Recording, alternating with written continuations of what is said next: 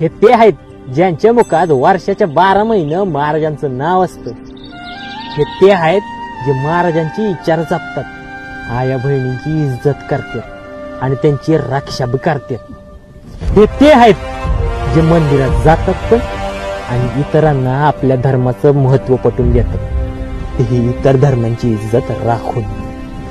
हे ते आहेत जे आपल्यासारखं या गड किल्ल्यांना आपल्या राजाचं मंदिर मानतात आणि त्यांची काळजी घेतात. पण तुला सांगू धन्य,